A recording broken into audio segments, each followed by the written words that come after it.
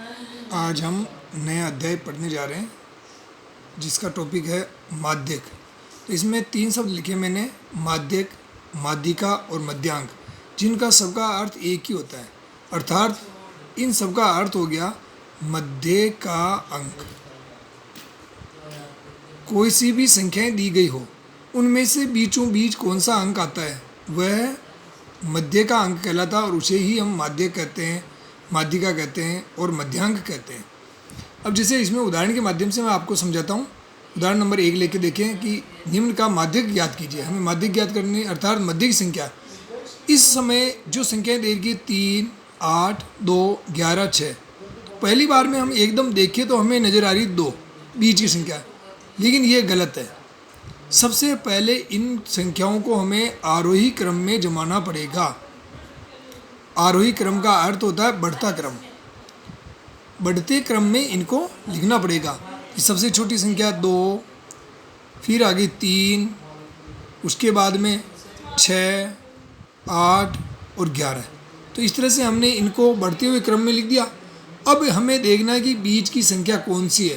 तो ये कुल मिलाकर कितनी संख्या हो रही? 1, 2, 3, 4, 5। तो ये आ गया n+1/2। एक फॉर्मूला हो गया 5 + 1/2, अर्थात छठे नंबर 6/2। तो ये आ गया तीसरे नंबर की संख्या। तो तीसरे नंबर पे कौन सी संख्या आ रही है? और वैसे भी देखें तो 2 इधर आ गई, 2 इधर आ गई, तो बीच में संख्या आ गई 6। इसलिए माध्यिका या माध्यक का मान हो गया 6। एक और उदाहरण लेके देखें, दूसरा उदाहरण। इसका भी माध्यक ज्ञात करना है और माध्यक का अर्थ वही हो गया मध्यांक या मध्य की संख्या। 11, 25, 8, 22, 15, 10, 5, 12। इसका हल करें। सबसे पहले इनको आरोही क्रम में लिखें और आरोही क्रम का अर्थ आप जान ही गए, बढ़ते क्रम में। बढ़ते क्रम में इनको लिख दें कि सबसे छोटी संख्या, तो इनमें सबसे छोटी संख्या नज़र आ रही है 5। इसके बाद में आ गई 8, फिर आ गई 10, उसके बाद में आ गई 11, फिर 12, उसके बाद 15, फिर 22 और उसके बाद में 25। इस तरह से कुल संख्याएं दे रखी 1, 2, 3, 4, 5, 6, 7, 8।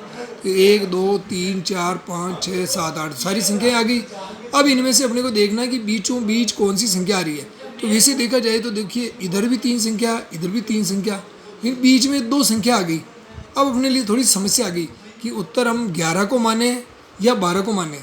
तो ऐसी स्थिति में हमें क्या करना है कि दोनों की मध्य संख्या ज्ञात करने का अर्थ है दोनों को जोड़कर 2 का भाग दे दें।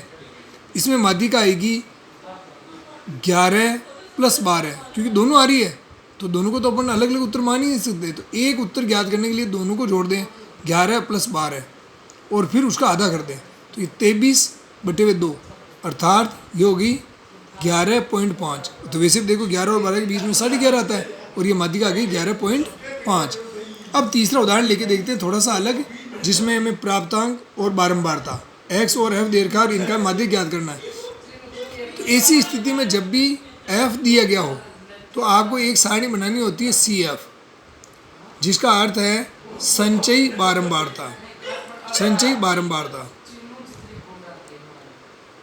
संचय का मतलब जमा करना, इकट्ठा करना बारंबारता को, या कलेक्शन ऑफ फ्रीक्वेंसी। जो फ्रीक्वेंसी देर की है इसका कलेक्शन करते जाना है। तो कलेक्ट करते जाए इकट्ठे, कि सबसे पहले आ गया 5, बारंबारता को इकट्ठा करते जाना है। अब 5 के बाद में 3 और आ गया, अब हो गए 8, फिर 8 और आ गया 16, 16 में 4 और ऐड कर दे तो ये आ गया 20, फिर 20 में 11 और आ गया तो ये 31, फिर 2 33, फिर 1 34। तो इस तरह से आखिरी में कुल मिलाकर सबका योग आ गया 34। तो इसका आधा कर दें, तो n/2 या CF का आधा कर दें कुल, तो 34/2, तो ये आ गया 17। अब 17 देखो बीचों बीच 17 कौन सी जगह आ रहा है? तो यहाँ 17 16 से आगे हम पहुँच गए, तो 17 ये तो का अर्थ हो गया ये वाली संख्या आ गई, क्योंकि 17 तो है नहीं, तो 17 के आगे तो 20 ही आ रहा है। तो 20, तो इसके सामने माध्यक आ गया 5, इसलिए माध्यक आ गया 5। कि 17 कौन सी शीद में आ रहा है? 16 से आगे कूद गए तो इसके वाली संख्या x के अंदर देख लेंगे 5।